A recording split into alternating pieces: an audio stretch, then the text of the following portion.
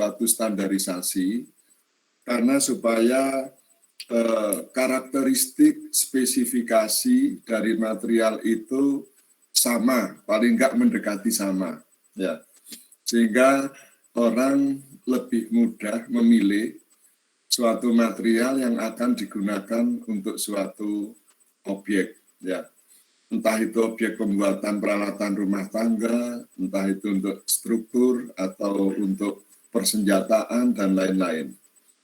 Sehingga diperlukan adanya suatu standarisasi. Kalau enggak gitu, kacau perdagangan, ya. Standar yang dianut itu ada standar internasional, yaitu ISO. Kemudian setiap negara itu menderivatif sendiri-sendiri.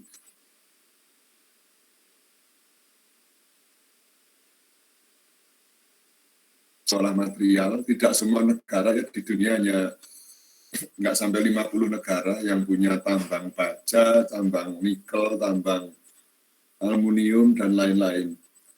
Nah ini yang di Asia Timur paling banyak adalah JIS, Japanese Industrial Standard dari Jepang.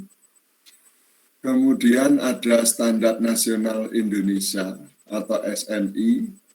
Kemudian ada juga standar ISO, terus ada NNI, Nederland Normalisasi Institute dari Belanda, kemudian DIS dari Jerman, DIN dari Jerman. Ya. Amerika juga mengeluarkan beberapa standar material, American National Standard Institute, ANSI misalkan. Terus ada lagi standar-standar Swedia, misalkan SKF, ya, Sweden Collier Fabriken. Bisa tambahkan sini. Ini Anda sering ketemu di jalan-jalan atau toko, ya, di kota-kota besar terutama.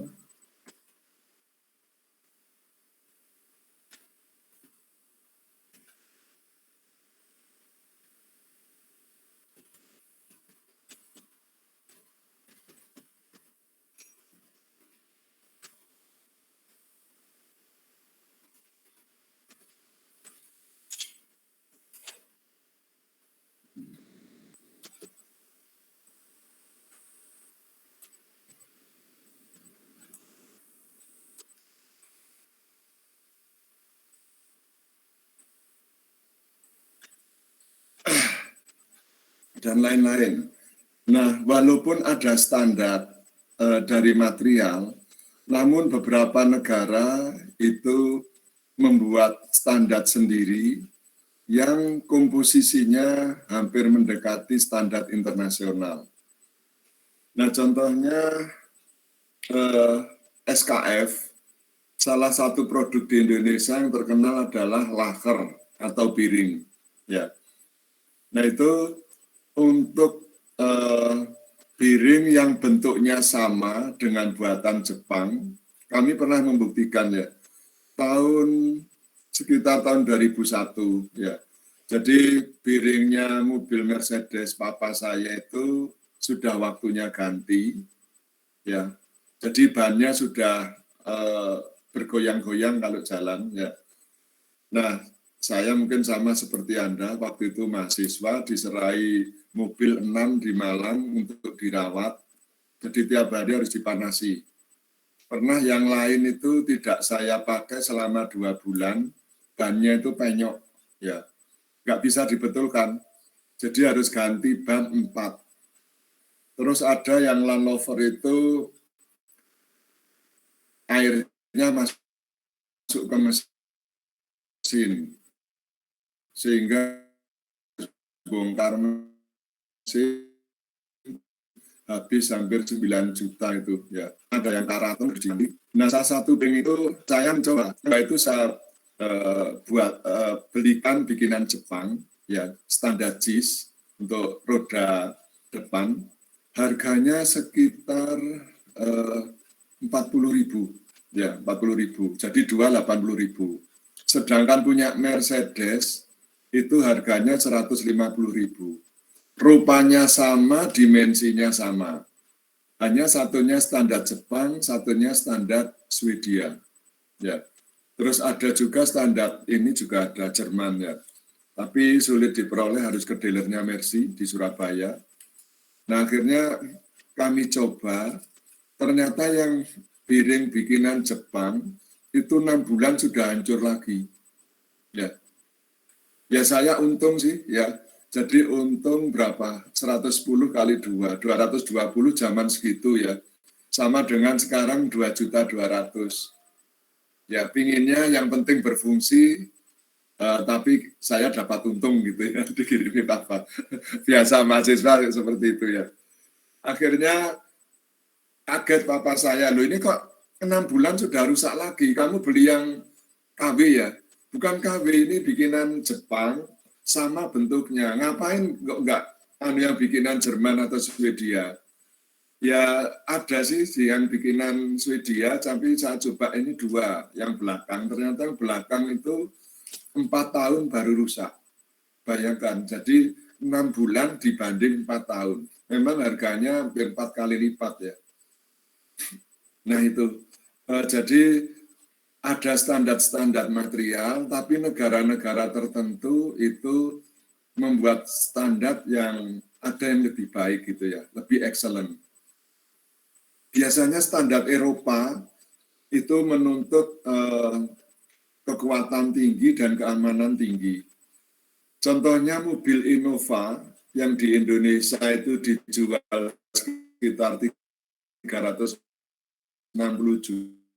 juta, itu 80% dengan besi rongsokan. Namanya besi rongsokan kan dia sudah berumur, cuman di reproduksi lagi. Bagaimanapun juga jelas ikatan-ikatan antara grainnya itu kurang kuat dibandingkan dengan bahan baru. Nah, kita akan menjual ke Australia, Amerika, sama Eropa. Mereka menuntut berbagai kualitas, ya, dari tebal pelat, kemudian dari kabin harus dilindungi dengan besi yang tahan benturan sampai 100 km per jam. Kalau dibenturkan dia nggak akan berubah gitu ya. Kemudian peredaman suara, jadi nggak mau ada suara dari luar kecuali klakson atau bel yang terdengar. Ya. Nah itu sehingga harganya untuk mobil Innova yang sama sekilas dari luar, dari dalam pun kalau masuk ke kabin sama, tapi sebetulnya di dalam bungkusan-bungkusan interior itu sudah terkandung material-material yang excellent, yang menjamin keselamatan kerja pada waktu digunakan. Sehingga harganya 1 miliar. Ya, itu. Kenapa Barat sangat sensitif sekali terhadap keselamatan? Karena penduduk di sana itu malas punya anak. Ya, sehingga banyak yang perkembangan penduduknya itu dibandingkan kelahiran minus tiap tahun, minus 2%, minus 1,5%, minus 0,5%, sehingga nyawa sangat dihargai sekali di sana. Nah, orang-orang di sana ada juga yang punya anak, tapi paling 1, yang banyak itu ngadopsi. Ya, adopsi sampai 3 orang dari negara-negara Asia yang memang banyak anak ya. Terus negara Afrika juga. Jadi saya punya teman di Prancis itu, Yves Marcio, papinya itu punya pabrik galangan kapal pesiar. Kemudian satunya Michel punya pabrik pabrik senjata untuk pembuatan tank. Dia itu nggak kawin tapi anaknya 3. Ngambil dari Vietnam 1, dari India 1, dari Indonesia 1. Ya. Nah itu sehingga di Barat sangat sensitif terhadap keselamatan. Kalau nggak memenuhi itu, jangan harap bisa masuk ke Barat. Gitu.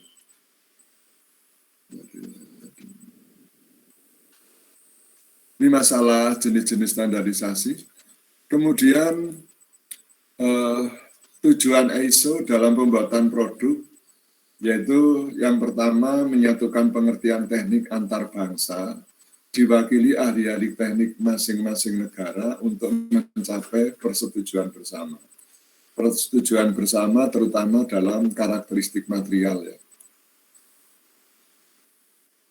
Terus yang kedua, memperbaiki kualitas, karena dulu beberapa negara bisa membuat produk yang similar atau sama dengan yang di pasaran, namun kualitasnya nggak terjamin, ya, sehingga membahayakan pengguna. Ya kalau cuman patah mungkin nggak masalah, tapi kalau sampai rangkaiannya itu efek domino, meledak, kebakar, bisa membunuh manusia, nah itu yang sangat fatal dan dicegah gitu ya. Terus yang ketiga, peningkatan produksi. Jadi dengan adanya standarisasi harapannya akan laku di pasar internasional dan setiap negara atau bangsa tidak ragu-ragu untuk membeli. Ya, sehingga tentu omsetnya akan meningkat. Terus yang ketiga, keempat bisa menurunkan harga. Nah, dulu kalau negara Eropa, Amerika membuat material itu sangat baik, ya. Bahkan mobil kayak bikinan Inggris, Italia itu yang tahun 50-an, kalau masuk ke jurang jatuh 100 meter itu bodinya tidak akan rusak, apalagi kabinnya, ya. Sehingga benar-benar terjamin keselamatannya. Tapi di lain pihak itu jelas sangat mahal harganya, ya, karena menggunakan material-material yang kualitasnya tinggi. Nah, dengan distandarisasi sebetulnya kita cukup menggunakan kualitas standar yang minimal, ya, sehingga bisa menurunkan harga dan bisa diproduksi massa dan rata-rata orang bisa menjangkau membeli. Terus yang kelima, memperluas perdagangan dan pemasaran. Jadi dengan adanya standarisasi, orang sudah paham dan nggak ragu-ragu untuk membeli. Nah, untuk melihat berbagai macam jenis material, Anda bisa melihat di Materials Data Book, ya. Ini karangannya Carl R. Parker. Ini Bapak terpaksa punya kurang lebih 350 halaman, karena Bapak dulu terjun di bidang konstruksi dan produksi. Jadi saya harus memilih berbagai material yang digunakan, contohnya untuk rantainya tang, ya. Kemudian untuk spare part-nya Hercules, apa gitu. Dulu Bapak terjun di bidang itu, jadi di perusahaan Barata dan Buma Bisma Indra. Nah ini lengkap, isinya kurang lebih seperti ini, saya besarkan. Jadi ada physical properties of soluble forms and use of heat treatable low alloy steels. Jadi material-material yang di sini itu masih bisa lagi ditingkatkan kekuatannya dengan melakukan heat treatment. Ya, nanti kita akan ketemu heat treatment perlakuan panas. Ya. Tapi ada batasannya juga, ya, berapa dia harus diberlakukan. Nah ini contohnya untuk IC, ini American Institute Standard Internasional. Misalkan ada kode 23XX, XX itu angkanya bisa 05, 01, dan seterusnya. Ini mempunyai melting temperature range antara 2600 sampai 2620 derajat Fahrenheit. Thermal conductivity-nya 38,3 BTU per hour per square feet per derajat Celcius per feet. Kemudian Gaussian thermal expansion itu 8 kali 6. Terus specific heat BTU per LB per derajat Fahrenheit itu 0,11 sampai 0,12. Kemudian evaluate atau untuk forging.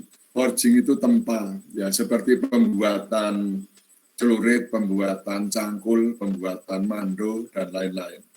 Nah ini bisa per forging. Terus engineering use-nya itu bisa juga digunakan untuk CAM. CAM itu poros pada mobil yang digunakan untuk membagi pembakaran antara silinder 1, 2, 3, dan 4.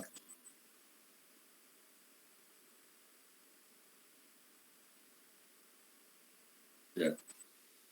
Nah itu dengan poros can, porosnya itu bulat tapi ada minyak, ya, bulat gunung sapi gitu.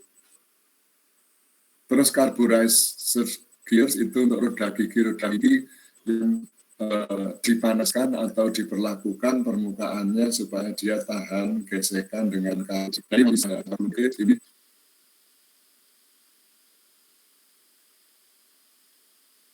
bisa digunakan untuk automatic crankshaft itu poros di mobil di bawah yang digunakan untuk memegang piston ya crankshaft. Terus differential gear, jadi gigi diferensial, transmission gear, spring, axle, also hand tools. Jadi axle ini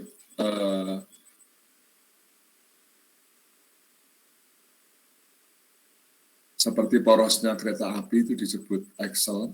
Jadi dia hanya menerima beban tapi tidak ikut berputar. Dia bisa menerima beban dia berputar. Itu bedanya axle dan shaft. Spring ini pegas. Ya. Terus transmission gears ya roda gigi yang ada di transmisi sepeda motor Anda atau di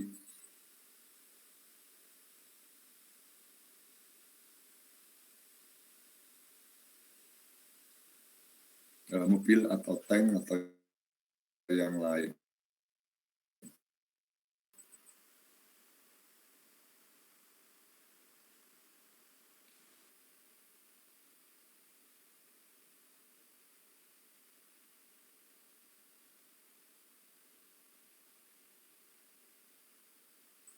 Jadi salah satu halaman ini ada beberapa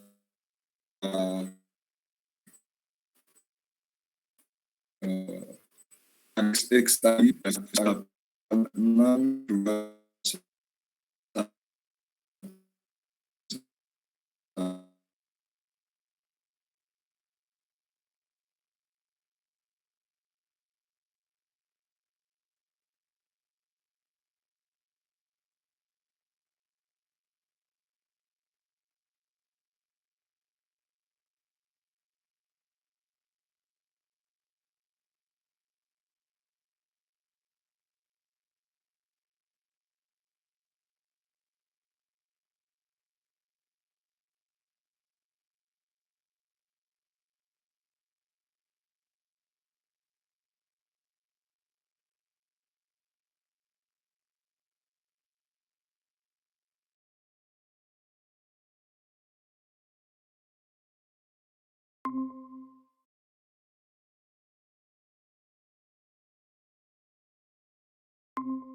sampai S55.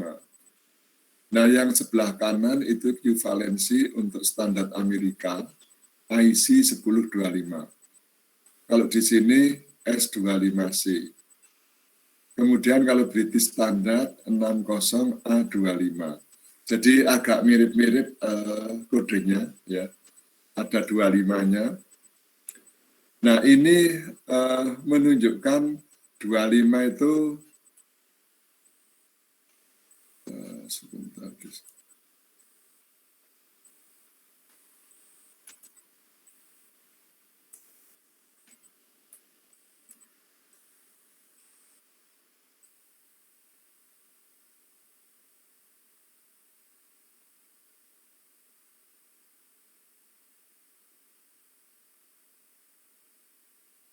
0,25 ya, persen. Nah, karbon ini akan mempengaruhi karakteristik daripada material. Kemudian contohnya baja tempar, SF ini steel forging, bisa 40, 45, 50, 55. Kalau mau buat linggis, mau buat cangkul, dan lain-lain. Kemudian kalau ini standar Amerikanya ASTM A10 105/73. kemudian baja nikel krom, dan seterusnya. Dan ini ada ekuivalen standar untuk negara yang lain. Kemudian baja karbon untuk konstruksi mesin dan baja yang difinish dingin untuk poros. Difinish itu diperlakukan panas pada temperatur tertentu kemudian didinginkan. Nanti kita sampai di sana. Contohnya baja karbon S30C itu bisa diperlakukan panas penormalan atau normalising ya. Jadi ada beberapa jenis perlakuan panas, nanti salah satunya penormalan. Nah, kekuatan tarik setelah diuji itu 48 kg per milimeter kuadrat. Kemudian yang S35 juga normalising, kekuatan tariknya 52. Nah, kekuatan tarik ini diperhitungkan di dalam tegangan tarik dan tegangan geser. Ya. Sehingga nanti dia mampu menahan berapa force yang bekerja. Ini jenis yang lain. Kalau baja krom nikel jelas lebih mahal, karena ini tahan karat, kekuatannya juga lebih tinggi, lihat 85 paling rendah kilogram per milimeter kuadrat. Nah, di dalam sistem produksi, mungkin semester depan nanti akan dapat Anda, sistem manufaktur, itu suatu struktur bisa dibuat dengan berbagai macam bahan. Ya. Idealnya memang produk itu harus ekonomis. Artinya ekonomis dari harga material, ekonomis dari pemakaian material, ekonomis dari proses, dan ekonomis dari harga. 4 unsur itu harus dipenuhi.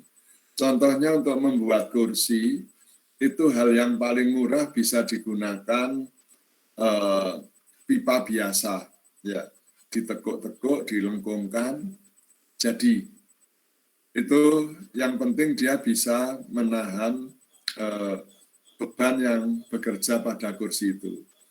Kalau ditingkatkan lagi, kursi itu bisa dibuat dari pipa yang lebih tebal, kemudian dikrom sehingga kelihatan gilat, dikasih aksesoris macam-macam.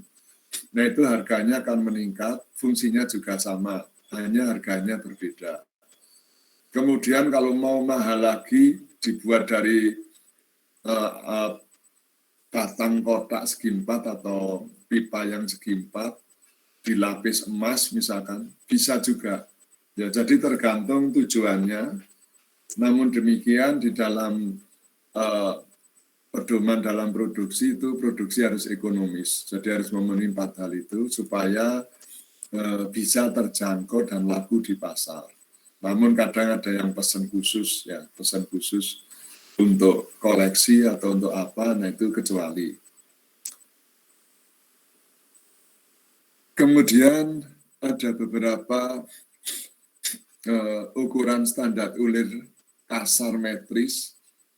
Jadi lihat kalau ulir metris di gambar ini, sudutnya gigi itu 60 derajat. Ya, metris 60 derajat. Dan kodenya misalkan kalau ini kecil sekali ya, M0,25. Nah, ini karakteristiknya di sini. Berarti jarak bagi atau P kecil ini jaraknya 0,075 mm satuannya. Kemudian diameter luarnya ini ya D itu 0,025 mm, kecil untuk arloji atau untuk apa gitu. Sampai yang terbesar ini ya. 30 mili ada, kemudian 64 mili juga ada. Nah, ini ada kolom yang kedua, ada tulisannya M juga. Ya, contohnya di bawah ini ada M60, M52. Itu alternatif, artinya kalau Anda merancang, usahakan pakai kolom yang ke-1. Memilih, karena ini banyak di pasaran. Kalau yang kolom kedua, itu jarang di pasaran, dan kemungkinan harus nginden dulu beberapa minggu. Ya. Namun kalau misalkan tidak ada dan harus digunakan M60 atau 58, maka ya harus nginden. Tapi kalau M56 sudah memenuhi syarat untuk konstruksi, kekuatannya juga cukup pakai M56. Dan sebelah kanan ini sama tadi, ukuran-ukuran diameter luar, diameter dalam, terus jarak antar gigi ya. Nah, berikutnya klasifikasi baja. Jadi orang awam itu sering tidak bisa membedakan antara baja dan besi cor. Ya. Baja pada umumnya mengandung paduan besi atau Fe serta unsur lainnya. Unsur lainnya Mn, Si, S, dan P. Nah, faktor utama yang membedakan adalah unsur karbonnya. Kalau baja itu maksimal 2% ya di dalam campurannya itu. Kalau besi cor itu lebih tinggi lagi, 2,5% sampai 3,6%. Nah, kalau baja tentu sifatnya dia lebih ulet, nggak gampang patah. Semakin tinggi karbonnya, dia semakin brittle. Artinya tidak bisa kena beban impact atau beban kejut. Ya. Hampir seperti jantung manusia. Ya.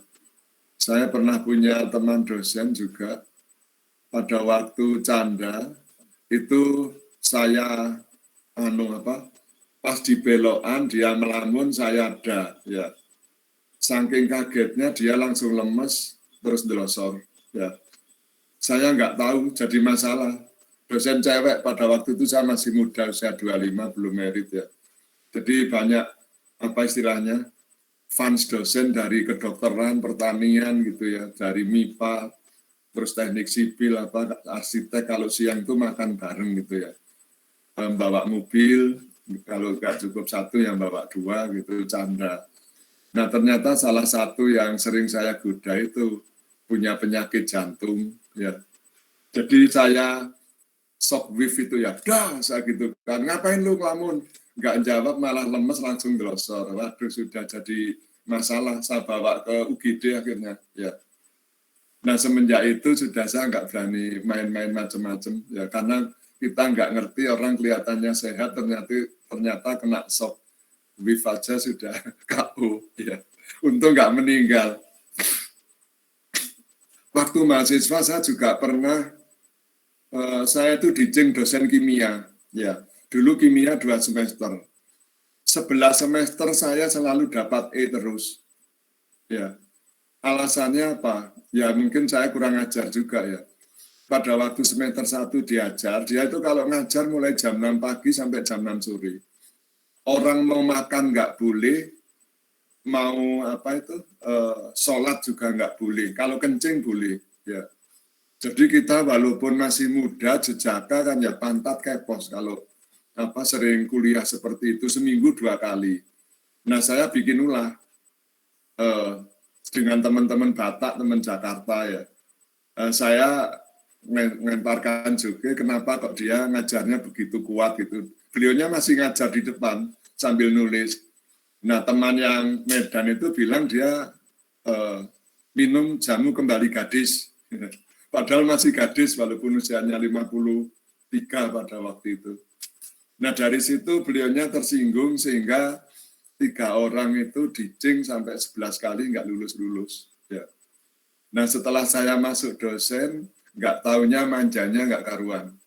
Ya, di luar dugaan, padahal pada waktu saya jadi mahasiswanya, galak-galak. Dosen-dosen senior aja juga nggak berani karena mayoritas juga mahasiswanya. Nah lucunya kalau malam minggu ingin jalan-jalan, nelpon bapak, Dra, ada waktu nggak? Ibu mau jalan-jalan, mau pilih gaun. Ya gimana lagi ya, saya dosen junior masih baru, terus beliaunya juga menilai performance saya untuk diangkat menjadi pegawai 100%, ya sudah ngikut aja. Nah terus nanti ngajar pun juga gitu, Dra bisa jemput ibu ya. Jam berapa Bu? Ibu ini ngajar jam 7, ini sudah jam 7 kurang 10. Ya, bisa aja sih Bu, saya gitu kan Ibu tunggu ya di rumah. Ya, tunggulah saya ajak ngebut, saya nyalip kanan kiri lah kok sampai di kampus pingsan. Ya, saya juga nggak ngerti kalau ibu itu punya penyakit jantung. Akhirnya saya sampai di kampus ditempeleng oleh ketua jurusan. Ketua jurusan bapaknya Pak Oyong, ya. Saya ditempeleng, mau bunuh dosen kamu ya? Loh enggak Pak, beliaunya kan bilang ngajar jam 7. Terus saya jemput sampai di rumah itu jam 7 kurang 10.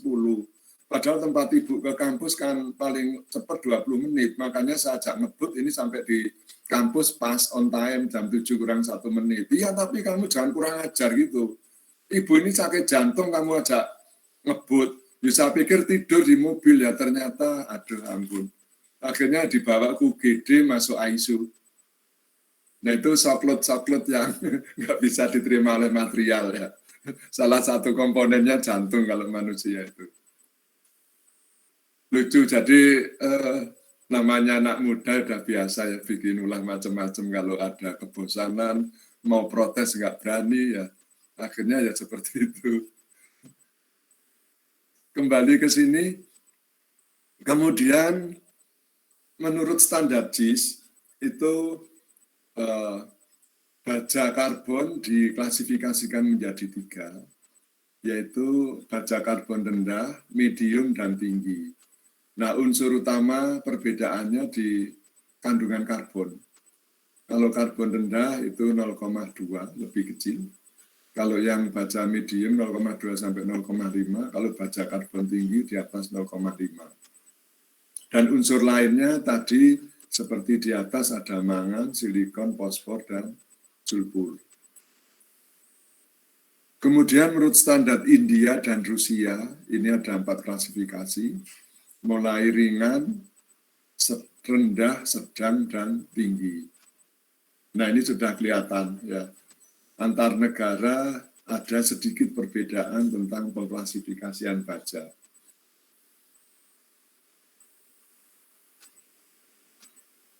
Menurut penggunaannya, ini ada 4.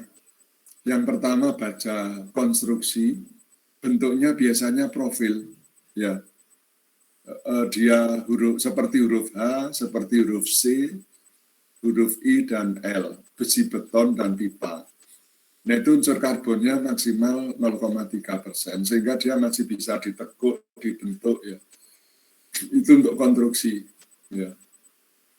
Yang kedua baja permesinan, yaitu untuk komponen-komponen spare part yang dikerjakan dengan mesin, misalkan baut, poros, pasak, roda gigi, dan lain-lain. Itu kandungan karbonnya lebih tinggi daripada baja konstruksi, sekitar 0,3 sampai 0,6. Terus ada baja perkakas, itu untuk alat pukul, misalkan hammer atau palu, pahat bangunan yang digunakan untuk memotong beton, memotong besi, dan lain-lain. Nah itu kandungan karbonnya sekitar 0,6 sampai 0,9. Jadi lebih tinggi. Ya. Terus untuk alat ukur ini harus anti gores, ya. Misalkan penggaris dari baja, meteran, mikrometer, jangka sorong, dan lain-lain. Itu kandungan karbonnya 1,2 sampai 1,5. Kemudian ada baja tempat. Misalkan untuk baut rel kereta api, cangkul, celurit, mando, kampak, dan lain-lain. Itu antara 0,0 sampai 1,5. Ini baja tempat. Jadi dia setelah dibentuk terus didinginkan secara cepat dengan air sehingga dia akan terjadi rekristalisasi yang membuat permukaannya menjadi lebih keras. Ini termasuk di sini untuk linggis juga bisa. Ya.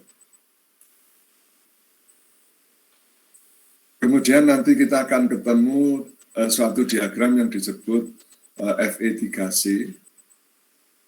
Ini ada penggolongan yang pertama baja hypoeutectoid dengan kandungan C-nya lebih kecil 0,8. Dan ini kadang juga sering dikeluarkan oleh Bapak dosen pada waktu ujian, ya mungkin nanti bisa Anda catat biar nggak kelewatan gitu.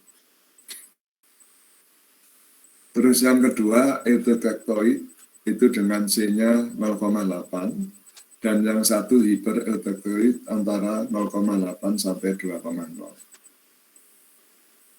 Nah, di dalam diagram Fe3C itu material yang ada di pasaran itu diperlakukan panas lagi. Nah, perlakuan panas atau heat treatment itu mengakibatkan yang pertama bahan menjadi lunak. Tensile strength-nya turun, plasticity meningkat, malleability-nya meningkat. Namun kalau untuk mengeraskan, itu pendinginannya bisa menggunakan paling keras itu air. Jadi panas membara sekitar 700 derajat itu dicelup ke air. Maka dia akan menjadi keras, ya permukaannya sampai ketebalan tertentu. Bisa dengan oli SAE20, SAE30, atau jenis cairan yang lain. Itu sudah ada penelitiannya. Ya, kalau di teknik mesin ada praktikumnya itu praktikum khusus material teknik. Ya. Jadi membuat bahan menjadi lunak, membuat bahan menjadi keras, ya itu ada di teknik mesin. Kalau kita nggak punya dapurnya. Pada suhu tinggi, pada logam terjadi proses yang namanya dekarburasi atau pengurangan kandungan karbon yang menyebabkan logam menjadi lemah atau lunak.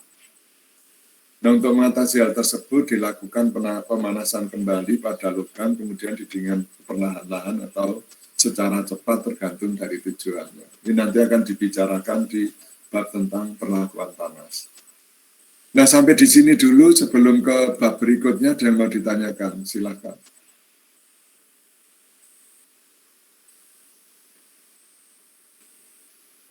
Jadi nanti kalau ada yang mau buka toko bangunan, Anda sudah tahu karakteristik material. Ya. Jadi anak TI itu macam-macam ya. Kalau saya inventarisir ada 40 bidang kerja, paling banyak. Ya.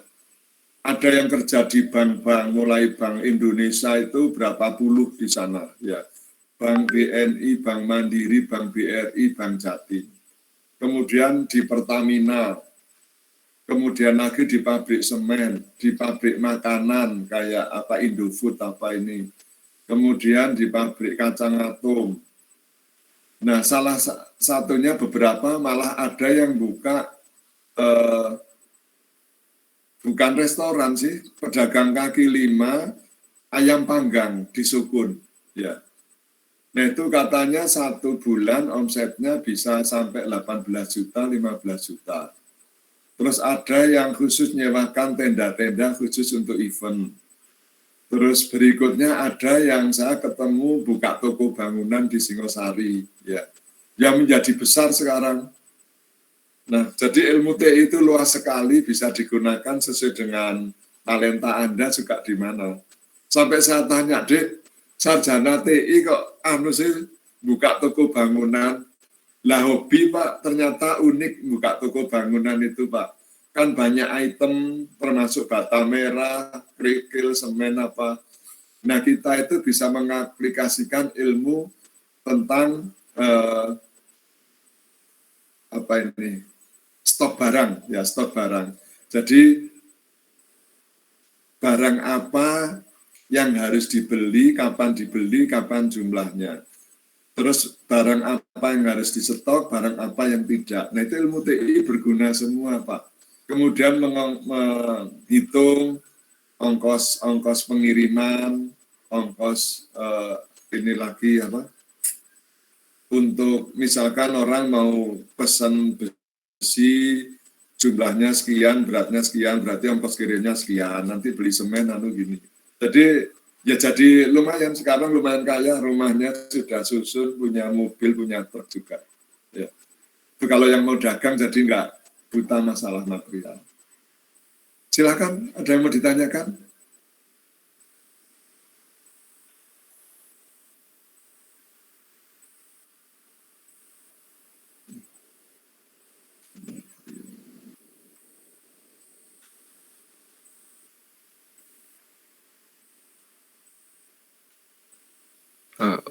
Pak izin bertanya. Iya, silakan. Tadi saya agak terlewat yang di bagian ekonomis itu Pak, yang ada ekonomis harga, yang ada 4 faktor ekonomis yang memengaruhi material itu. Iya, iya. Bisa tolong dijelaskan kembali nggak Pak? Saya tulis di sini ya.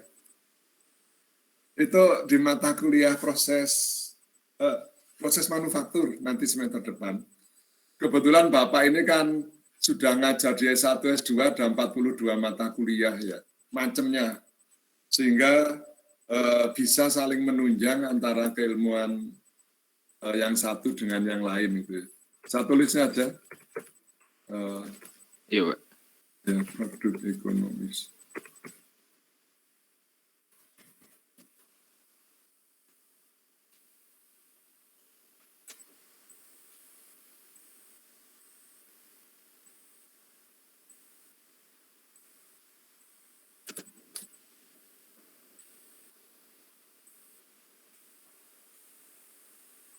Ya, kalau Anda mau wira swasta, ini juga harus memahami produk ekonomis ya.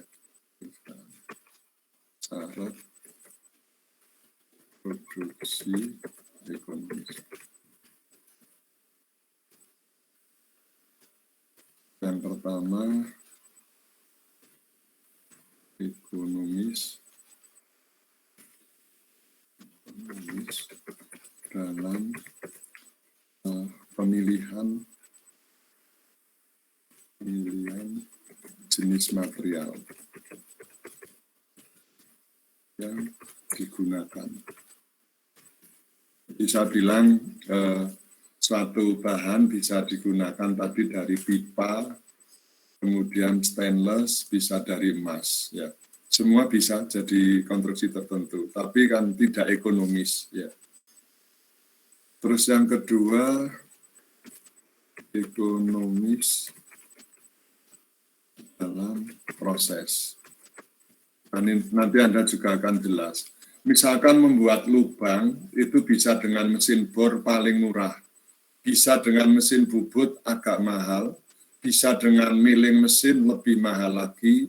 Bisa dengan laser lebih mahal lagi. Nah, itu harus dipilih. Yang penting dia itu terbentuk dan dimensi dan kualitasnya itu terpenuhi. Ya. Kemudian jenis material, ekonomis dalam proses, ekonomis dalam penggunaan material.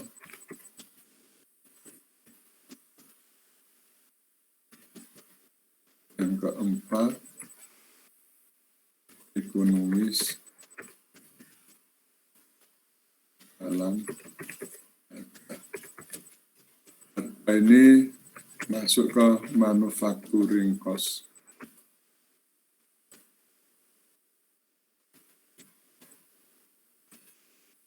Ongkos produksi, manufaktur.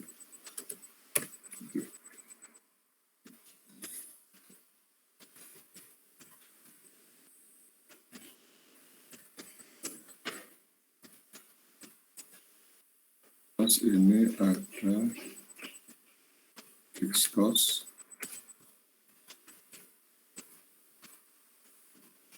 terus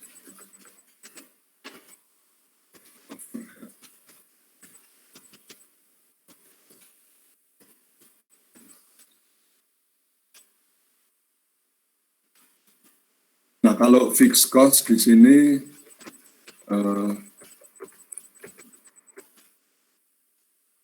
saya uraikan mulai ke material, tenaga kerja, terus penggunaan mesin dan aksesorisnya. Yang termasuk aksesoris itu pahat, ya, bisa kunci-kunci juga bisa, terus dan lain-lain. Kalau satunya overhead cost,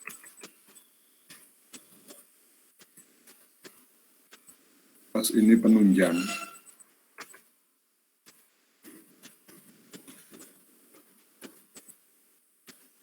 Jadi misalkan penerangan, kemudian pajak, PBB, kemudian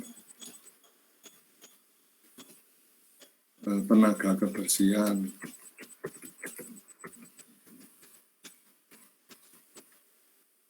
tenaga keamanan, kemudian delivery. Delivery di perusahaan juga ada delivery, dan lain-lain. Nah, kalau harga jual itu sama dengan manufacturing cost,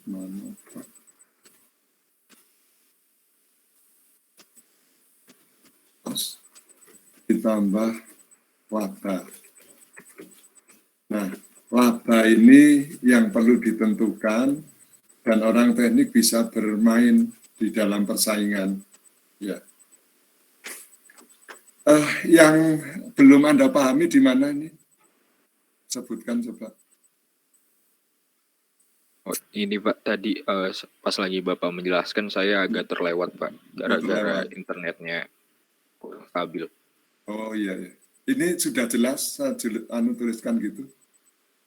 Alhamdulillah sudah Pak. Iya. Terima kasih banyak Pak.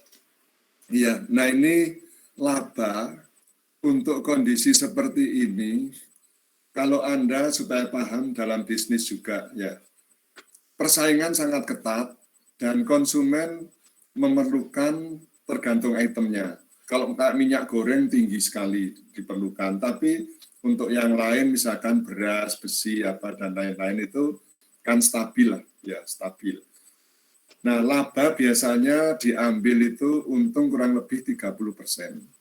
Ya, 30%, rata-rata segitu. Terus kalau mau lebih tinggi lagi 40%. Tapi untuk barang-barang istilahnya customer good, kayak warung, apa, kopi, itu Anda bisa mengambil untung 200-300%. Ya. Contohnya ini ada depan rumah saya, Dek Yudi dari TI sudah lulus. Dia sebetulnya anaknya orang cukup juga Kapolres Bogor. Tapi daripada 1 tahun terakhir sambil ngerjakan skripsi kosong, kalau sore itu dia bawa kopi sasetan macam-macam, ya white kopi macam-macam, terus bawa kompor gas kecil sama tikar di Soekarno-Hatta nyewa. Di situ ada, nggak tahu nyewanya ke Pemda atau ke Preman ya, ukuran 3x3 meter itu 1 bulan 1 juta. Saya tanya, loh Dek, nyampe tah untung Anda? Nyampe kok Pak. Saya itu semalam rata-rata dapat 700.000, untungnya itu 400.000 sendiri Pak. Per malam. Ya, kalikan 25, berarti 400.000 kali 25, 10 juta. Dibagi sama temannya bertiga. Kan lumayan, dapat 3,5 jutaan. Nah, dia bilang beli kopi sasetan itu rata-rata 2.000 lah satu saset. Kemudian airnya ngambil di sekitar Taman Budaya, disediakan kran, terus digodok. Dia jual itu 5.000, 6.000 per gelas. Laku keras. Ya. Nah, itu dari laba kalau makanan tinggi, bisa 200%, 300%. Tapi kalau untuk yang lain, Anda harus mikir bersaing. Contoh Bapak ini ngeterapkan TI juga ya. Tetangga-tetangga, teman itu gilikitik. Pak, kenapa di tempat Bapak kok nggak dibangun kos-kosan sih? Padahal di situ peluangnya besar dan prospeknya tinggi gitu.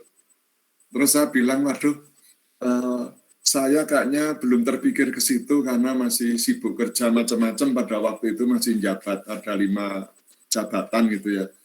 Nah setelah turun, saya lihat di Metro TV, untuk mempersiapkan pensiun, itu dimulai 8-10 tahun sebelum pensiun harus membuka usaha. Ya, sehingga nanti pensiun tinggal meneruskan. Nah, beberapa ketua RT teman-teman juga pada dorong, akhirnya saya nyoba bangun kos-kosan 8 kamar aja. Ya. Nah, baru dibangun dapat 1 semester pandemi, wah sepi. Tetangga saya itu raksasa-raksasa semua. Ya, sebelah kanan itu staf kedubes Kanada bangun 28 kamar. Sebelah kiri itu Direktur BRI New York bangun 40 kamar. Sebelah kirinya lagi Direktur pabrik rokok Rothman untuk ekspor bangun 30 kamar. Sebelahnya lagi Wakil Pangdam sini bangun 50 kamar. Ya. Tapi begitu pandemi sepi, tinggal 2, tinggal 1, pada bingung semua. Mereka minta harus 6 bulan. Bapak mulai jalan ilmu TI. Saya nggak nerima harus 6 bulan, 3 bulan, nggak. Ada yang calling, Pak, saya boleh nginap di tempat Bapak 3 hari. Boleh, silakan. Anda dari mana? Saya dari Jember, Pak, ada urusan di Malang. Kalau 3 hari berapa? 300 saja. Kalau 1 bulan, 1 bulan rata-rata tetangga 1,4 juta sampai 2,5 juta. Oleh 2,5 juta itu ada AC, ada air panas. Tempat Bapak hanya shower biasa, terus WC-nya WC duduk, itu saya jual 1,1. Tapi tetangga paling murah 1,4. Akhirnya terisi kan 3 hari 300. Loh Pak, kalau 1 bulan kan 1,1, kok 3 hari 300. Itu sistem bisnis marketing, Mas, saya gitu kan. Kalau Anda di hotel, di Red Dot saja paling murah 150, kali 3 udah 450. Di saya 300 dengan fasilitas yang sama sudah Anda hemat 150 gitu. Ada yang, Pak, saya perlu 17 hari, Pak. Kalau 17 hari berapa? 700 gitu kan. Ya udah Pak, jalan Pak. Saya nanti ke sana sore. Jadi kos-kosan saya selalu penuh terus. Ada yang, Pak, saya mau kontrak cuma 3 bulan boleh? Boleh, silakan. Per bulannya berapa? 1,1. Ada yang bilang lagi, Pak, saya orang tua pegawai negeri, Pak, kalau 3 bulan nggak mampu, tapi saya akan bayar tiap bulan. Ya tapi minimal Anda harus di sini 3 bulan ya. Kalau bisa malah 4 tahun, Pak, sampai lulus gitu. Ya sudah. Akhirnya ada yang bulanan, 3 bulanan, ada yang harian. Penuh terus. Tetangga, melongo, ya. 40 kamar terisi 2, satunya 28 terisi 1, yang lainnya kosong-kosong gitu. Nah, itu sistem bisnis. Pada waktu belum pandemi, mereka pada jual 1/4 karena aktif penuh-penuh semua. Nah, saya sebagai pendatang baru kalau mau ngantam 1/4 belum tentu dipercaya pasar. Makanya saya turunkan bersaing 1,1. Akhirnya begitu mau jadi sudah banyak yang pesan dan penuh. Nah, itu strategi-strategi pemasaran dan mengambil untung. Ya. Ada lagi yang mau ditanyakan? Silakan sebelum ke bab berikutnya. Unik kok ya. Bapak juga kalau emas sekarang sudah enggak, tapi dulu ya. Ya. Jadi katakanlah emas 1 gram 65.000. Kemudian Iran itu mau diserang Amerika. Jelas nanti harga minyak akan naik. Kalau harga minyak naik, suplai pasar itu akan terganggu karena rutenya melalui daerah yang menghasilkan minyak tapi resikonya tinggi. Sehingga kami beli emas ya. Beli emas mesti naik itu, beli dolar juga. Jadi dolar pada waktu itu 8.600, saya beli 1.000 dolar. Nah, dalam waktu tidak sampai 1 bulan naik menjadi 12.000. Ya, sudah berarti 4.000 kali 1.000 untungnya. Terus emas juga gitu. Saya lihat krisis ekonomi Amerika banyak utang, sehingga dia mesti melepas cadangan emasnya. Nah, kalau melepas cadangan emas, harganya juga akan naik ya dari 65.000 menjadi 85.000. Nah, saya beli 200 gram. Terus saham-saham juga gitu. Jadi saya beli saham prudensial pada waktu itu 6.250. Dan karena ini prospeknya saya ikuti nomor 1 di dunia dan selalu naik ya. Nah sekarang sudah 16.500. Nah saya punya sekitar 250 saham.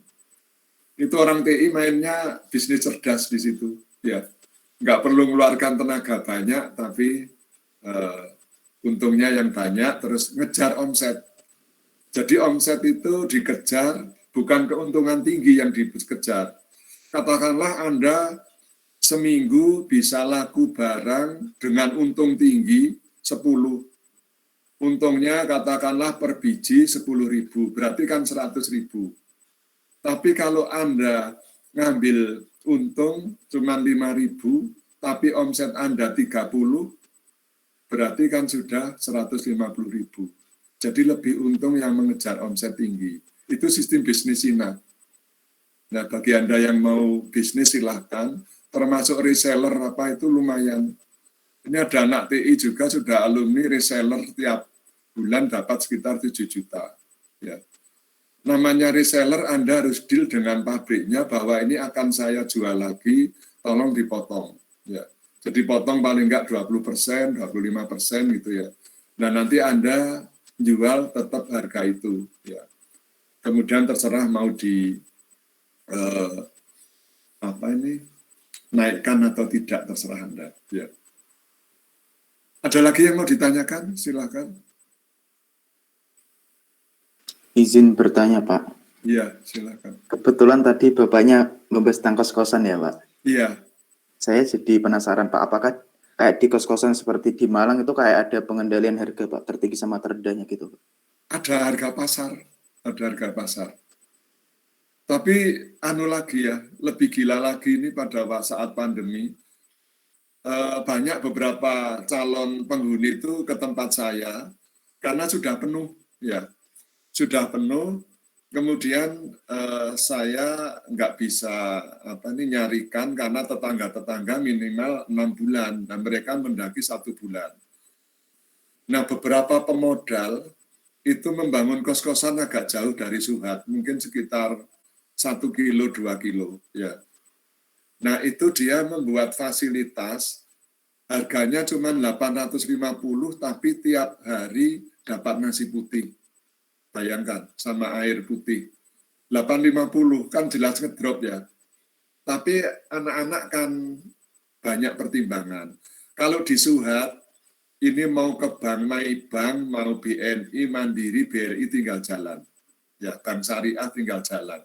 Makan mau ke resto model apa, masakan Prancis, masakan ujung pandang, Aceh, Itali, Jepang, Korea, Cina, tinggal pilih duitnya. Gitu. Jadi strategis sekali.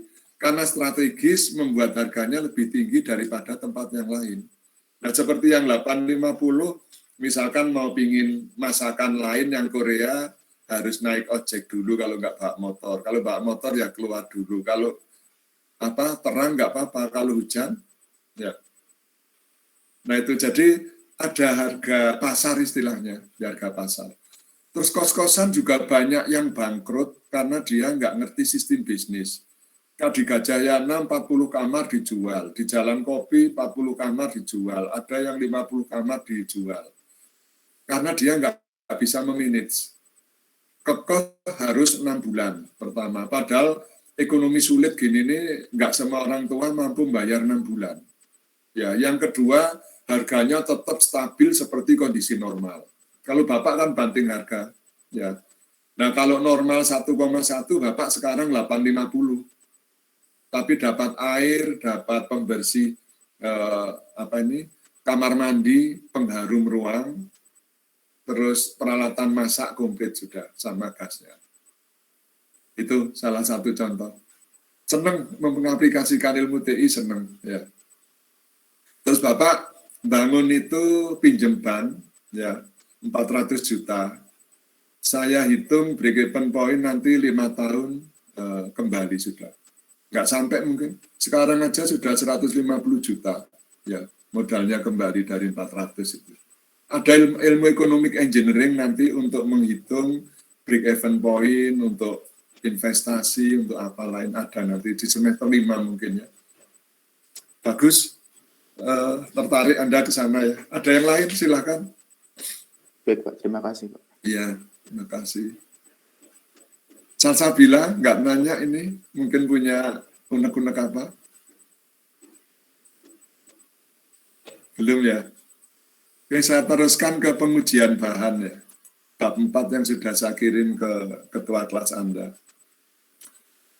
Nah, pengujian bahan itu digunakan untuk mengetahui karakteristik mekanis, ya, karakteristik mekanis dari bahan. Nah, karakteristik mekanis ada 10 tempo hari di kuliah pertama, Anda buka lagi. Yang pertama akan saya bicarakan yaitu masalah uji tarik dan impact sesuai dengan di buku pedoman. Uji tarik dan impact. Nah, macam pengujian material itu ada 5, yaitu mulai uji tarik, kemudian uji impact atau kejut atau kekerasan. Impact ini bukan kekerasan, enggak usah bingung. Uji tarik, uji kejut atau impact, uji kekerasan, puntir, dan komposisi. Terus tipe beban yang bekerja pada suatu elemen atau part yang digunakan di dalam suatu struktur, itu ada tarik, ya di mekanika teknik mungkin udah ada tempo hari.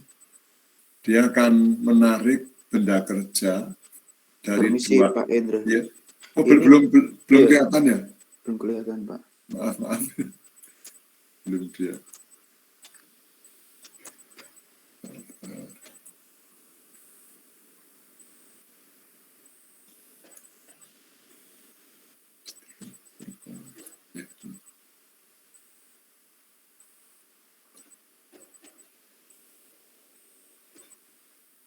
Sudah kelihatan ya? Sudah Pak. Oke, ya. Ya, jadi saya ulang lagi bahwa pengujian bahan itu untuk mengetahui karakteristik mekanik dari material. Ya, ada 5 jenis, yaitu ada uji tarik, uji kejut atau impact, uji kekerasan, uji puntir, dan uji komposisi. Nah, untuk yang awal ini sesuai buku pedoman, uji tarik dan uji impact.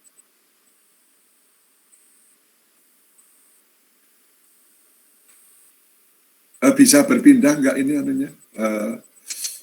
Slide-nya dilihat Anda. Sudah Pak. Sudah. Berpindah. Ya. Sudah, Pak. Ya, kemarin soalnya sudah dipindah, nggak pindah-pindah sampai lama, nggak tahu internetnya mungkin ya. Sehingga harus ditutup kembali, terus di-upload lagi. Tipe beban yang bekerja pada suatu elemen atau part di dalam suatu struktur, itu ada 4. Yang pertama, tarik tensile. Ya.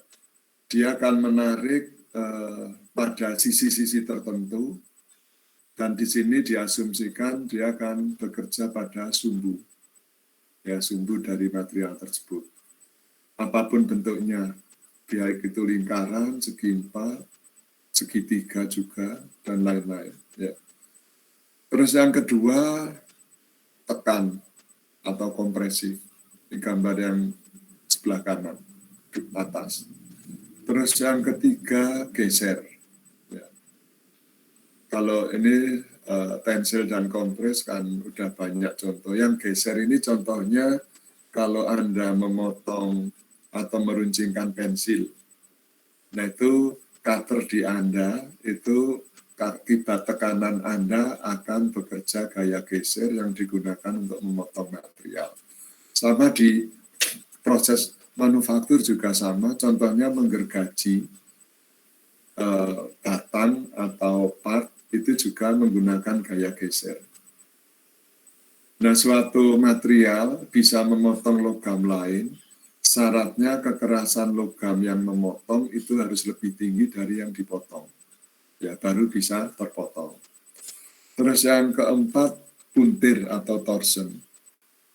Nah, ini bekerja diasumsikan di ujung luar atau lapisan luar dari suatu part. Contohnya di poros, roda, ini akan bekerja gaya puntir. Berikutnya pengujian tarik. Dan ini kalau di teknik mesin ada praktikumnya, 1 SKS. Ya. Jadi material yang akan diuji tarik itu sudah ada standarnya, tinggal melihat jenis materialnya apa, nanti dimensinya, bentuknya bagaimana, di situ sudah ada. Nah ini salah satu contoh yang bentuknya bejal bulat, dibentuk seperti ini. Jadi ujung-ujungnya tetap utuh sesuai dimensi awal, kemudian di tengahnya dikecilkan sepanjang L0. Nah, ini panjangnya tertentu, diameter yang kecil tertentu, diameter besar tertentu sesuai dengan jenis material yang akan diuji. Nah, berikutnya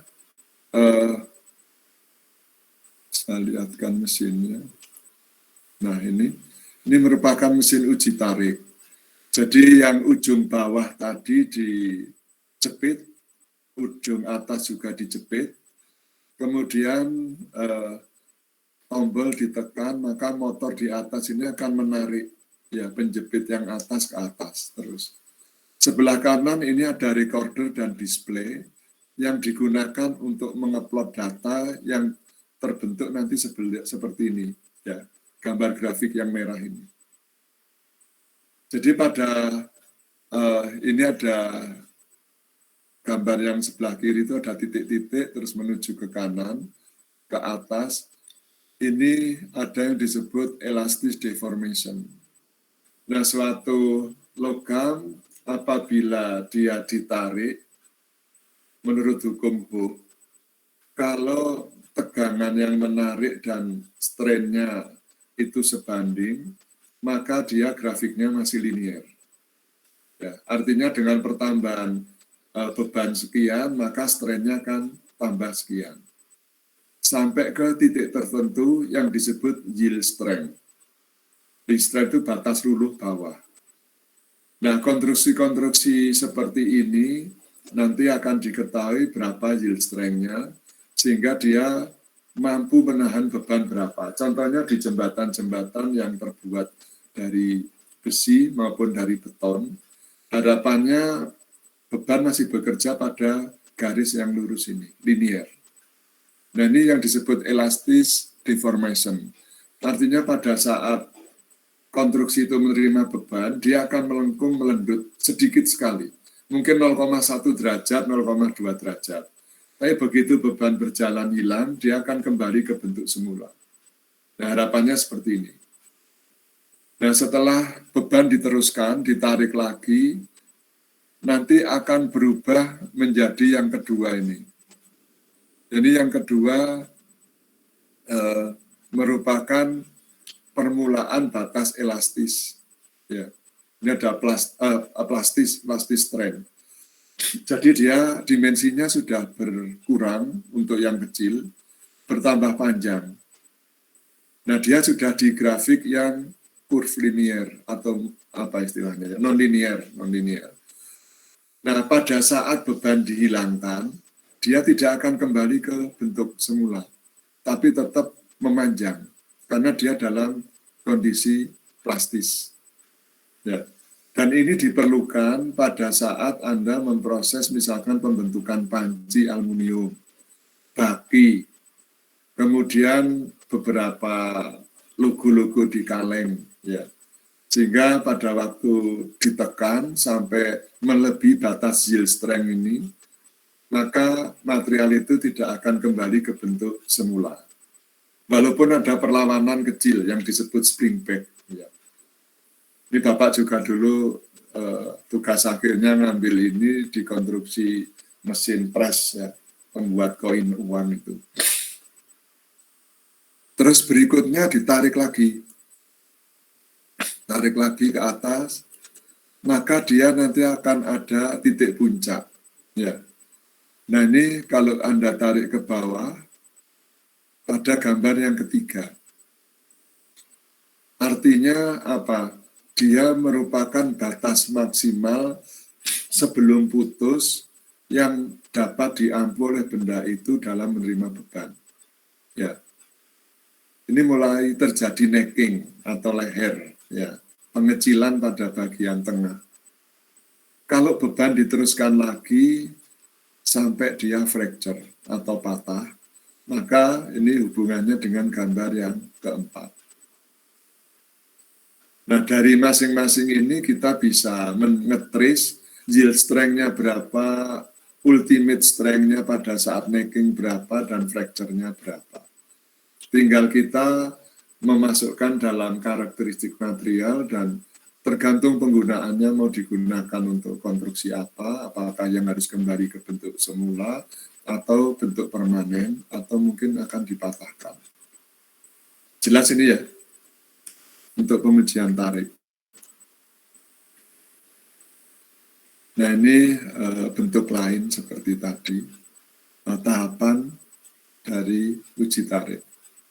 Yang pertama tadi masih utuh di dalam elastic zone, kemudian mulai molor di plastic zone, lebih panjang, lebih kecil di tengahnya, sampai ke batas ultimate. Kemudian dari ultimate ditarik lagi akan terjadi necking. Necking diteruskan akan fracture. Nah, ini kekuatan patah fracture, ini ultimate, yang di kiri sendiri yield.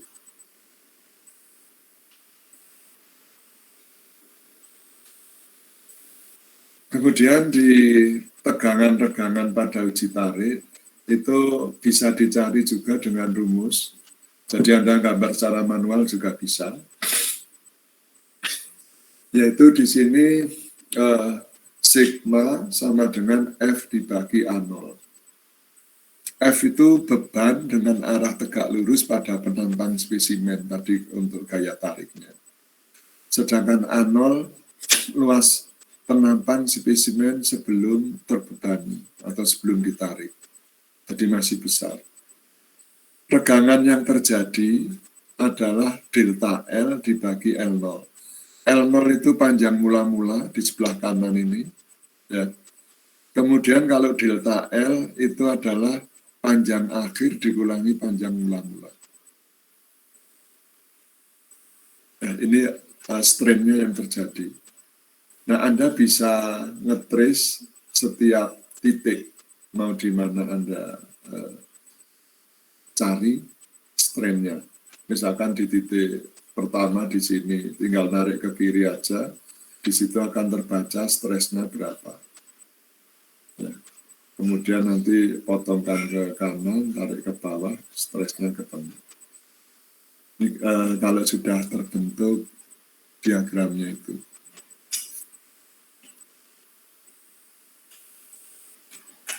Kemudian kekuatan mulur pun juga bisa diperbaiki, yaitu dengan cara bahan isi, FCC itu fish kubik, tidak memiliki titik leleh pasti. Sehingga di sini ditentukan oleh offset luluhnya. Nah, kekuatan luluh dapat ditingkatkan dengan pengerasan kerja atau kerja dingin hingga 300 kali. Ya. Dibanding satu lebih kuat dari aslinya.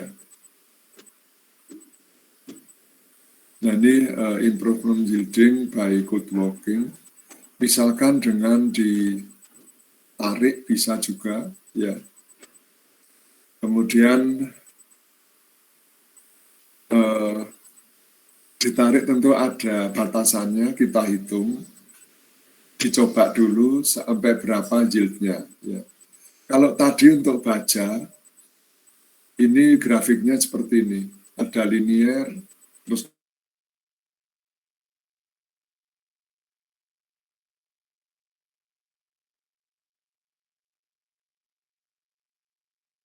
artinya perpindahan antara kondisi elastis dan kondisi plastis. Ya, tapi ini di literatur nggak kegambar, mestinya ada. Kalau aluminium, ini hanya seperti ini aja. Ya. Lengkung semua. Ini juga. Ini aluminium murni, yang atas itu aluminium paduan. Kemudian ini tadi dengan hardening atau pemanasan, itu bisa memperbaiki kekuatan mulur juga. Nah, masing-masing material itu ada tabelnya, jadi nggak sembarangan memanaskan. Contohnya kalau baja karbon menengah itu sekitar di bawah 723 derajat Celcius, mungkin 600, 625. Kalau aluminium di bawah 400 derajat Celcius. Ini tinggal lihat di literatur aja.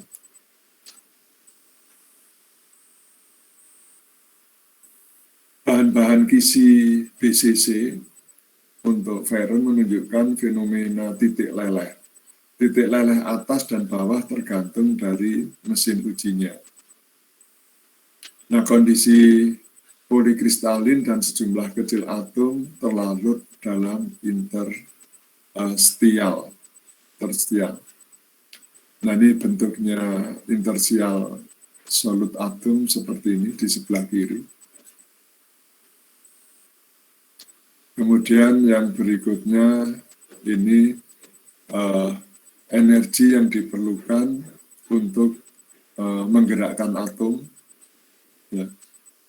Karena dengan dipanaskan maka akan terjadi penataan atom kembali atau rekristalisasi istilahnya. Ya. Nah, kemudian berikutnya yang sebelah kanan ini grafik yang sebenarnya terjadi. Seperti tadi saya katakan, jadi habis lurus tidak langsung disambung dengan non-linear. Tapi dia akan turun dulu, bergerak naik turun, ada lower yield point dan yield point.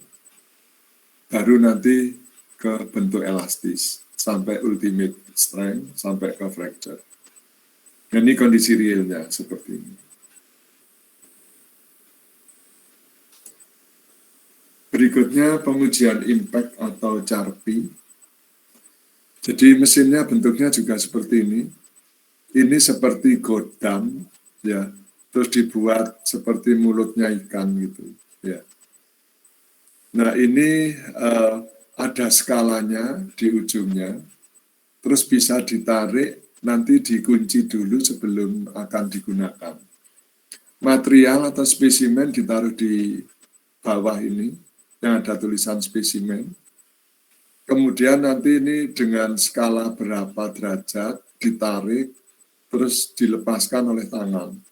Sehingga dia akan ngantem spesimen sampai patah. Ya. Nah, bentuk spesimennya seperti ini.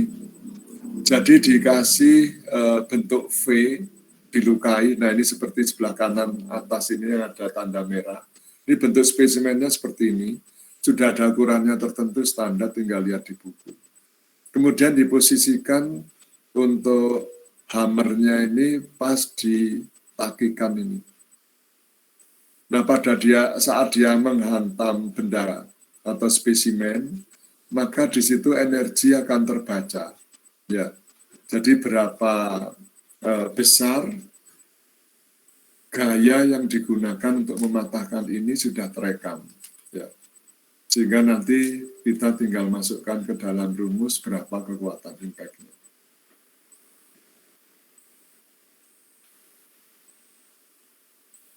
Terus berikutnya ada faktor keamanan, ini sebetulnya di mata kuliah elemen mesin, tapi karena sudah ditiadakan maka saya perkenalkan. Jadi pengertian faktor keamanan merupakan suatu faktor yang dipergunakan untuk mengevaluasi atau mengantisipasi keamanan dari suatu bagian atau elemen mesin akibat ketidaktentuan yang mungkin terjadi atas kekuatan suatu elemen. Nah, ketidaktentuan itu bisa diakibatkan oleh beban yang berubah-ubah. Bisa berubah-ubah arah, bisa berubah-ubah besarnya. Jadi, contoh yang paling real itu konstruksi atap bisa, konstruksi mesin bisa, jembatan bisa. Jadi kita nggak tahu bahwa mobil yang lewat itu, contohnya kalau dia trailer, di dalam itu diisi darkon, diisi papan atau diisi besi, untuk volume yang sama jelas beratnya berbeda. Nah, untuk mengantisipasi seperti itu perlu adanya suatu faktor keamanan. Jadi pernah saya ceritakan bahwa contohnya jembatan Suhat itu ada tulisan maksimal 10 ton. Ya, tapi dia faktor keamanannya besar sekali. Nah, ternyata setelah saya tanyakan desainernya itu, ketua jurusan teknik sipil, dia mampu mengampu sampai 30 ton. Ya, berarti 3 kali lipat. Terus yang kedua, akibat ketidaktentuan homogenitas bahan. Kalau di teknik mesin ada praktikumnya. Jadi bahan, misalkan bahan poros pejal, Anda potong 10 cm.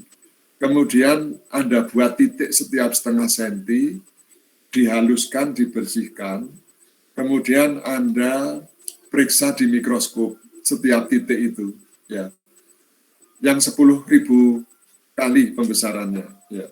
Nah itu nanti setiap titik itu akan terlihat komposisi masing-masing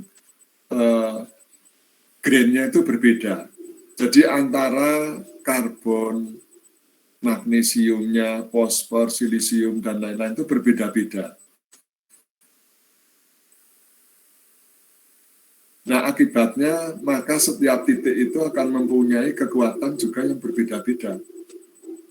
Nah, karakteristik yang dibuat oleh pabrik dalam spesifikasi merupakan harga. Katakanlah kalau di situ tertera kekuatan tariknya 35 kg per milimeter. Sebetulnya di dalam penelitiannya itu ada katakanlah 31, 38, 34, 32, 37, sehingga di rata-rata ketemu 35. Dan ini akibat ketidaktentuan. Terus akibat ketidaktentuan oleh pengerjaan. Jadi pengerjaan yang dipakai contohnya motong dengan bor itu sangat kasar, sehingga permukaannya cenderung kayak gergaji. Nah, permukaan yang runcing-rincing itu mengakibatkan stress concentration yang bisa mengakibatkan kalau benda itu kena gaya dari luar menjadi retak. Ya, kalau sudah retak, lelah dulu, retak baru patah. Nah, ini diantisipasi oleh faktor keamanan dalam teoritis ya.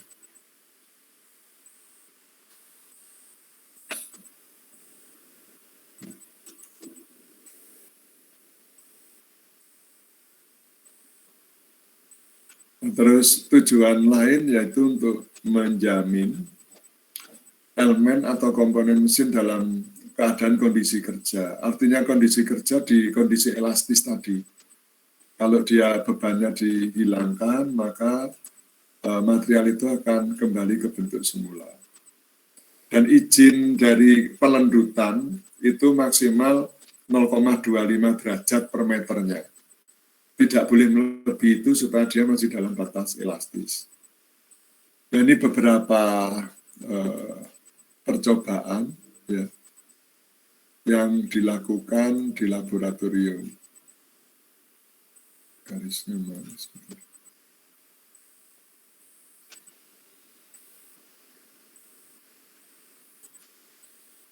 Ini ya.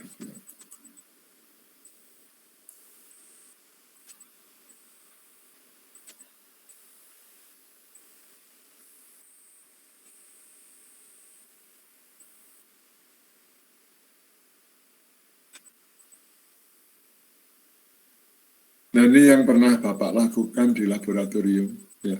Jadi yang atas sendiri ini ada grafik untuk percobaan baja. Ya. Ini ada titik bengkok-bengkok yang tadi saya bilang elastoplastis itu. Kemudian yang berikutnya tembaga. Ini. Terus berikutnya lagi aluminium di bawahnya.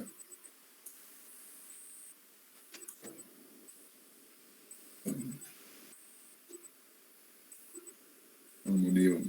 Terus yang bawah sendiri ini kayu jati.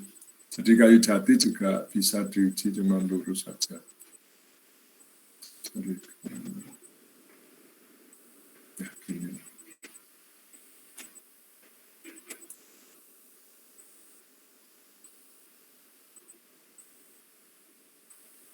Ya, ini. Jadi biar Anda tahu berbagai grafik percobaan tarik dari bahan-bahan tertentu. Dan ini 4 yang saya lakukan untuk baja, kemudian tembaga, aluminium, dan kayu jati. diagram tegangan-tegangannya seperti itu. Nah, kalau ini Anda baca sendiri nanti, ya, batas proporsional, batas elastis sudah jelas di sini.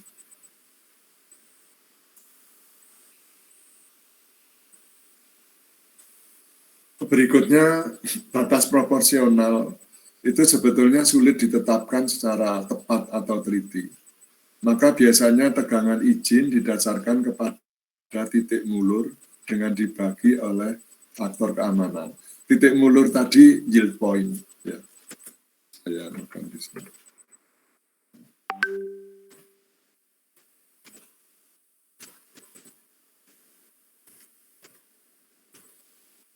Yield point dibagi dengan faktor keamanan.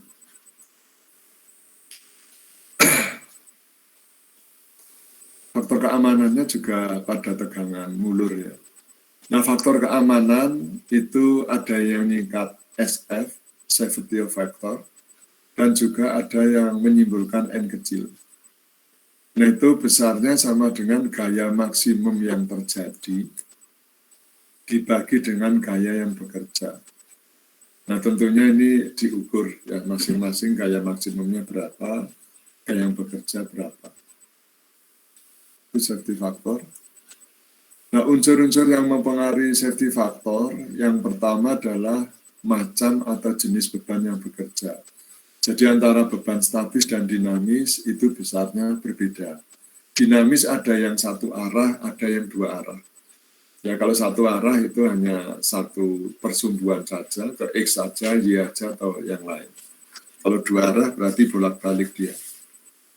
Yang kedua, jenis bahan yang dipakai, dan tiga, pengerjaan dari komponen tersebut.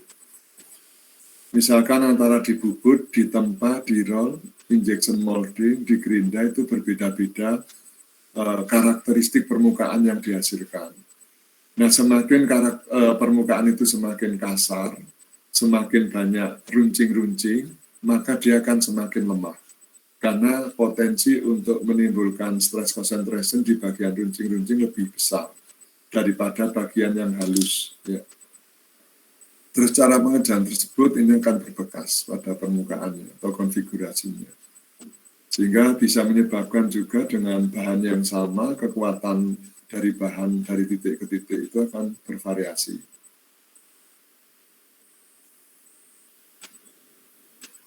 Terus penggunaan faktor keamanan itu diterapkan pada kekuatan kerja pada suatu elemen yang akan dibuat suatu bagian dari mesin atau konstruksi. Dan ini besarnya seperti tadi, jadi sigma dibagi SF. Sigmanya itu tegangan tarik yang dimiliki oleh bahan. Yang besarnya adalah gaya yang bekerja dibagi luas penampang awal. Nah, ini ada sigma slash, ya, itu merupakan tegangan tarik yang diizinkan atau aman, ya. Dan ini hurufnya seperti ini, saya ambil aja di huruf Yunani itu. Jadi kalau yang ada slash-nya atas menyatakan izin. Begitu juga yang berikutnya untuk tahu yang di bawahnya ini juga ada slash-nya tarik sebetulnya, ya, datar, ya. Ini besarnya juga tegangan geser yang terjadi dibagi dengan safety factor yang diizinkan, sehingga pada saat material itu dikenai beban, tegangan tarik, tegangan geser yang terjadi jangan lebih besar dari perhitungan ini. Sehingga dia akan tetap aman digunakan. Kemudian yang kedua dipakai untuk pembebanan, yaitu tegangan yang timbul akibat pembebanan. Nah, beban yang diizinkan yang bekerja pada suatu part, itu sama dengan safety factor dikalikan beban yang terjadi atau bekerja. Terus berikutnya tegangan tarik yang diizinkan sama dengan safety factor dikalikan tegangan tarik yang dimiliki oleh bahan. Ini juga ada slash-nya atas, ya. Mungkin saya tuliskan aja biar nggak kacau.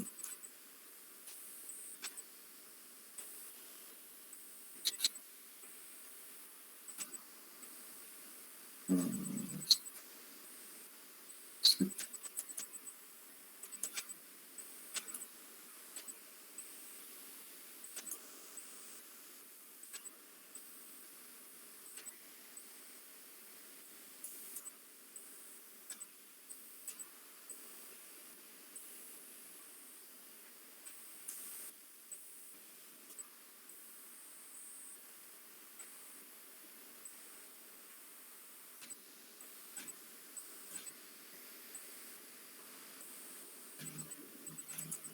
Nah, gini sebetulnya, ya.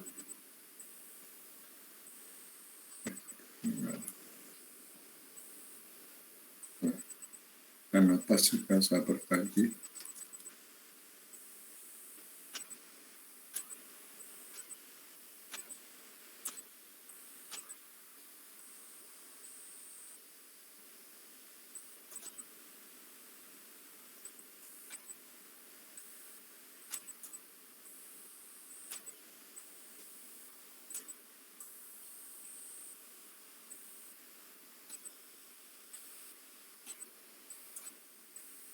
Ini nggak jelas ya. Satu lagi.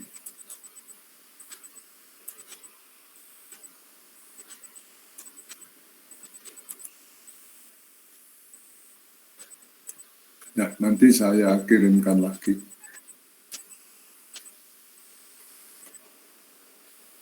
Nah, berikutnya terakhir ada hasil dari penelitian besarnya faktor keamanan dengan data bahan pemakai ultimate tensile strength atau tadi batas untuk terjadi necking. Nah, kalau dia memakai ultimate, tentu nilai faktor keamanannya lebih besar daripada memakai yield point. Nah, contohnya cast iron untuk steady load itu memakai faktor keamanan 5-6. Untuk dynamic load 8-12, untuk soft load 16-20. Nah, karena spesifikasi material di pasaran itu paling banyak menggunakan ultimate tensile strength. Tapi juga ada yang menggunakan yield point, ada yang dua-duanya. Jadi mencantumkan ultimate dan yield point. Sedangkan wrought iron atau besi tempa itu untuk steady load-nya 4, dynamic 7, dan soft load-nya 10-15. Dan seterusnya. Ya. Di sini bisa Anda lihat sendiri.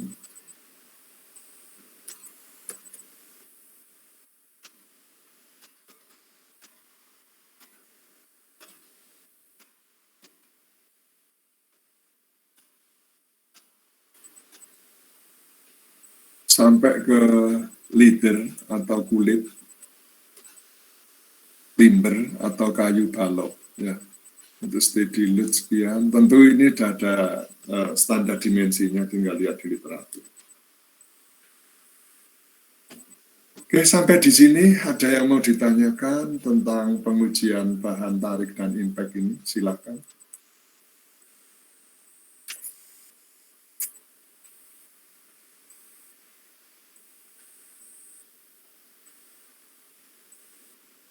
Silahkan, mungkin ada yang punya unek-unek apa untuk disampaikan.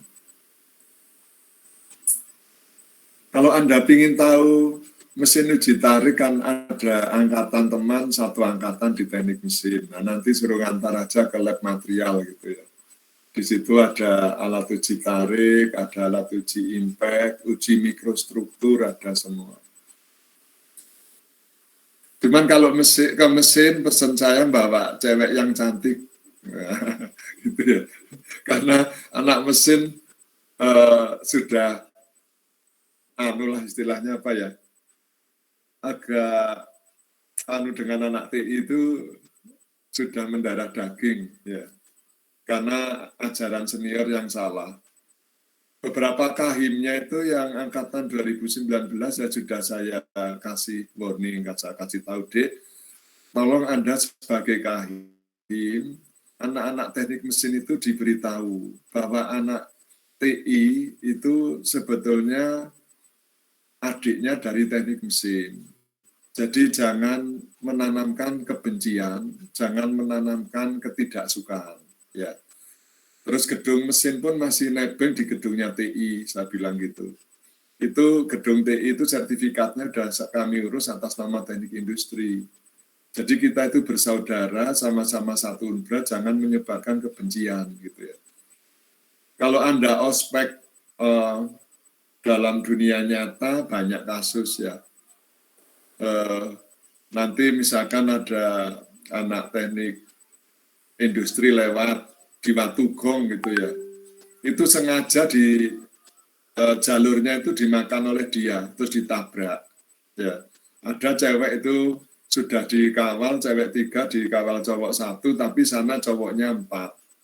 Ditabrak sampai ngeblak sampai jatuh malam-malam. Ya cowoknya TI nggak berani ngelawan ya.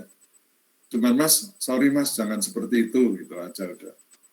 Jadi wajib kalau pulang malam kemanapun cewek-cewek TI mesti harus diantar cowoknya untuk pulang. Baik itu ke kos, ke rumahnya sendiri, ada yang di Batu pun jam 9 malam dikawal ya. Ya karena itu ada hal yang salah. Sebetulnya TI itu mulai dulu sudah kalau orang hamil ya, dibawa ke dukun untuk dipeledatkan nggak lahir gitulah. Ya. Sampai 4 ketua jurusan, ya. Sampai yang profesornya 2 pun nggak berani karena diancam gangster-gangster dosen mesin. Ya. Baru waktu kajurnya Bapak orang TI, punya ilmu manajemen konflik, game teori, ilmunya komplit untuk menghadapi perang seperti itu. Bisa lahir, ya. Walaupun dijegali sampai katakanlah hampir 2 tahun proposal TI dibakar juga oleh dekan, tapi saya tidak menggunakan jalur birokrasi resmi, langsung ke rektor. Ya. Dan rektor mendukung, terus saya suruh biaya ke Jakarta, surat dirjen turun. Dirjen turun pun masih disabot lagi, sampai 3 bulan belum turun. Jadi sampai Oktober baru pembukaan penerimaan mahasiswa. Nah, karena itu bencinya jadi mancing kulit, nggak dosennya, nggak mahasiswanya gitu ya. Artinya anak yang nggak diharapkan lahir berpuluh-puluh tahun kok jadi lahir gitu. Jadi bayi bajang istilahnya. Tapi anehnya, kahim-kahim mesin bimbingan saya itu ada 4 kawin dengan anak TI semua, ya. Gitu. Kahim selalu minta bimbingan saya, ya karena tahu dosen mesin seperti itulah. Terus saya sampai bilang, saya itu masih penuh tahun ini, bisa lowong nanti Mei tahun depan, 7 bulan lagi. Nggak apa-apa Pak, saya nunggu Bapak lebih baik nganggur katanya. Kenapa kamu masih berbuat seperti itu? Kak Bapak nggak tahu politik aja Pak, kalau sudah masuk organisasi memang harus tahu politik. Kalau saya milih selain Bapak, orang lain itu powernya lemah Pak. Saya bisa dibahas di komprehensif nggak lulus-lulus Pak, katanya gitu.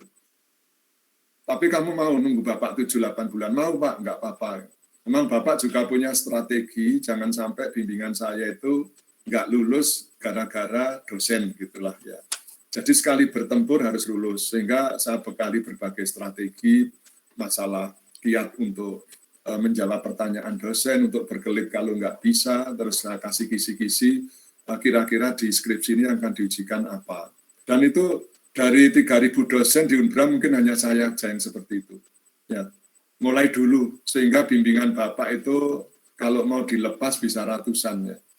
Tapi dibatasi cuma 15 orang maksimal. Karena seperti itu ya, jadi saya kasih kiat-kiat, terus saya kasih kisi-kisi yang kira-kira nanti keluar. Nah itu sejarahnya seperti itu, jadi jangan kaget. Nanti kalau masuk mungkin ada anunya anak mesin, pecical-pecicil, biarkan aja, nggak usah dilawan. Ya. Karena dia main keroyokan, ya jiwa korsanya tinggi. Ya. Waktu Bapak jadi kajur aja, saya tinggal ke Aceh, ngajar S2 di Aceh, sudah nyerang ekonomi. Ya. Tapi yang salah nah ekonomi. Sampai saya, waduh nggak mungkin saya mau pulang ke Aceh. Kejadiannya itu sore, nah pesawat dari Aceh hanya sekali jam 6 pagi. Dan nggak bisa pesan dadak ya. Sehingga saya panggil polisi 4 truk saya suruh netralisir lah. Ya, nah ada anak mesin kan biasa kalau ulang tahun itu bikin acara, ada teropnya, terus buka band di situlah nyanyi-nyanyi. Ya memang namanya hiburan, suaranya kan nggak harus jernih kayak penyanyi ya. Nah, itu oleh anak ekonomi diejek gitu. Suara kayak gembreng gitu, nyanyi turun sampai dilempari kerikil. Dibiarkan aja, begitu acaranya selesai 200 orang nyerbu ekonomi. Sepeda motor, mobil dihancurkan sudah. Waduh sudah.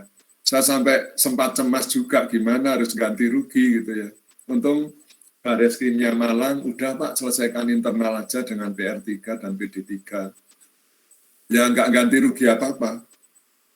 Berapa kali itu anak mesin seperti itu ya. Pernah kami ngajar juga ada elemen mesin 4 itu. Dari 85 itu yang ikut cuma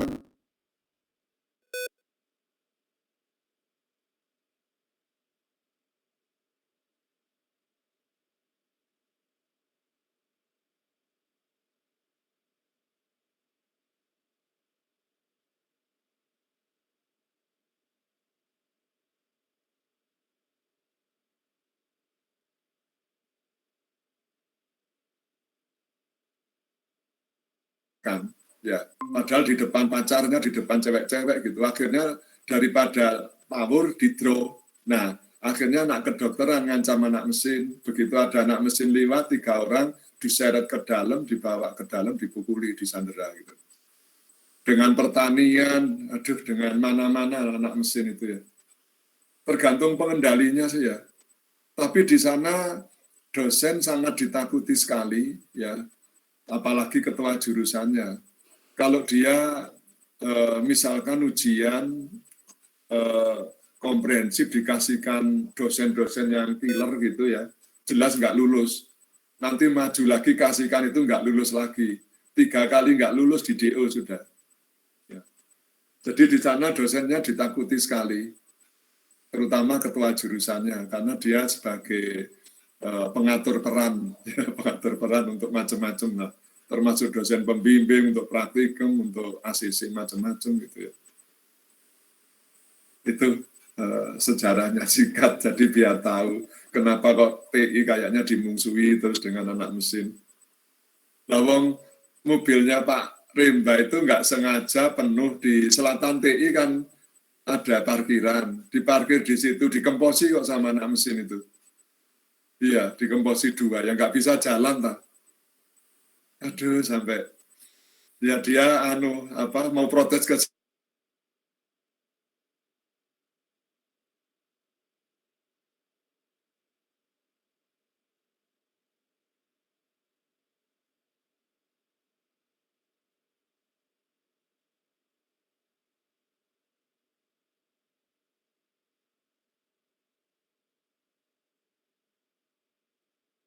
Loh, Bapak kok kenal Kajun? Oh, Kajunnya itu mahasiswa saya, Profesor Jarot itu. Mau apa, Pak? Ya mau melaporkan kelakuanmu yang kayak preman itu, saya gitu kan. Kalapmu mana? Ada Pak di dalam. Sudah saya temui juga kalapnya. Dek, tolong anak asisten ini sama mahasiswa mesin diatur lah kelakuannya, jangan kayak preman. Loh, ada apa, Pak? Masa mobil dosen dikemposi, saya gitu kan, yang bener aja lah. Ini kan sertifikat punyanya Unbra, bukan punya mesin, bukan punya mahasiswa. Jadi secara hukum itu semua orang bisa parkir di mana aja gitu. Saya gitu kan, terus Kajurnya juga saya tegur. Sampai sekarang nggak sampai tapi kalau mahasiswa kayaknya masih. Jadi kalau Anda keliru parkir di selatannya TI biasanya dikemposi, jangan kaget. Ya. Ada yang mau ditanyakan? Oke, kalau nggak ada, saya akhiri sekian. Selamat siang, Assalamualaikum warahmatullahi wabarakatuh. Sampai jumpa lagi minggu depan. Yuk. Waalaikumsalam warahmatullahi wabarakatuh. Waalaikumsalam warahmatullahi Terima kasih Pak. Terima kasih Pak. Ya, materinya ini saya kirim lagi, ada saya tambahi beberapa.